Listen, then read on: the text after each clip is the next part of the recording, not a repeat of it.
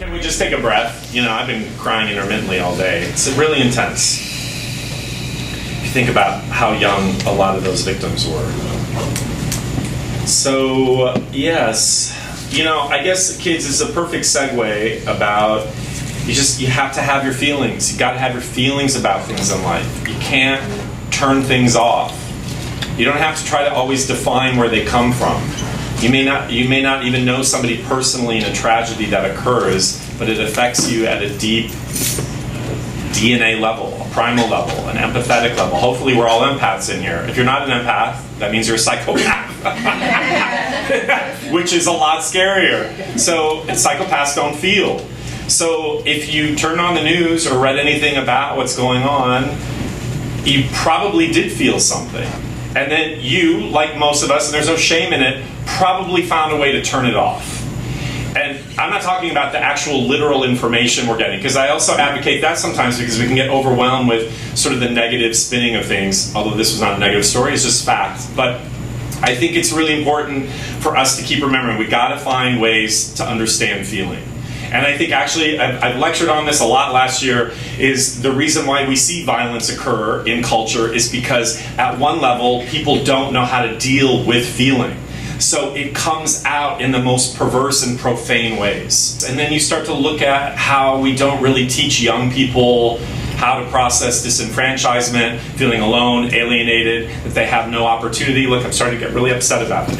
It's very complex. It's not as simple as the marginalization of these people are good, this person is bad, which is what we do to ourselves. This is a perfect segue. You love parts of yourself, all those parts that are shiny and bright that you want to share with the world on Instagram. Hey, look at me. But what do you do with the dark, shadowy shit?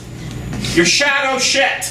It's there. Now, it's not really real, because as I've also lectured about, shadows are an illusion at one level. You cast it in the light and the shadow goes away. That's just physics. Go look and see how shadows work with the sun being reflected off of an object.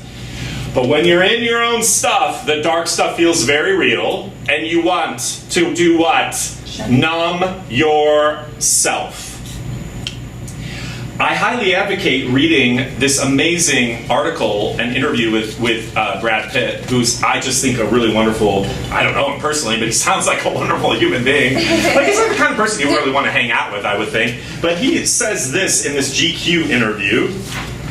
I just want to read this little quote. There's a lot of amazing takeaways from it. And he's talking about in his life right now what he's really confronting and dealing with at the age of 53. That he's always thought maybe he could skate by it.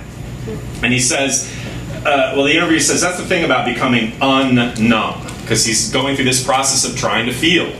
And here, look, he's one of the most famous actors in the world. And he's talking about he doesn't allow himself to feel. It's the thing about becoming unnumb. You have to stare down everything that matters to you. And he says that's it. You have to sit with those horrible feelings and needing to understand them and putting them into place. In the end, you find that I, he, you, me, I am those things I don't like. That is a part of me. I can't deny that. I have to accept that. And in fact, I have to embrace that. I need to face that and take care of that. Because by denying it, I deny myself. I am those mistakes. For me, every misstep has been a step toward epiphany, understanding, some kind of joy. Yes, the avoidance of pain is the real mistake. It's the real missing out on life. If those very things, they are those very things that shape us. Those very things that offer growth, that make the world a better place. Oddly enough, ironically, they do make us better. So the very thing that you're most scared about is actually the thing that you need to explore, investigate, share is a great way of thinking about it. Sharing. You know, a load that is halved is less the load.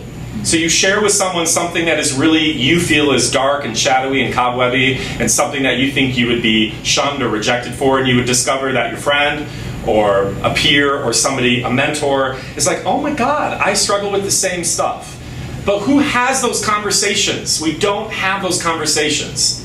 And I just want to end with this because this is stuff that I'm also working on that I wrote down last night. Actually, before I had read that article, and I think it has a lot to do maybe what we also talked about last week in one of the talkbacks, but I think we keep thinking that instead of accepting ourselves on life's terms, which is life is constantly trying to show you all these parts and facets of yourself that are asking you to accept and understand that it's part of your life's gift as well as the things that you just want to celebrate.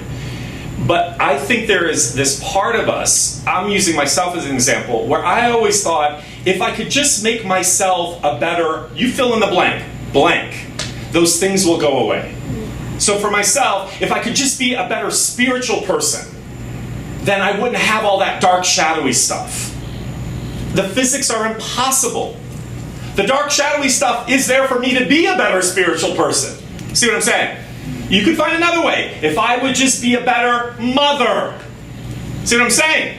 If I were a better actor, a better son, a better student, whatever these things are. Kids, it's not there for you to have something to fix. There's nothing in you that needs fixing.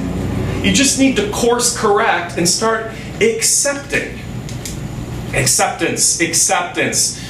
We just have to accept. That's how you start to make a change. You just have to accept. It's very difficult to accept these parts that we have been taught to shame and compartmentalize and relegate as bad.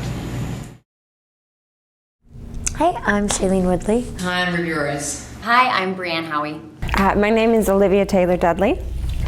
Hey, how's it going? Hey. You always learn from your worst auditioning stories.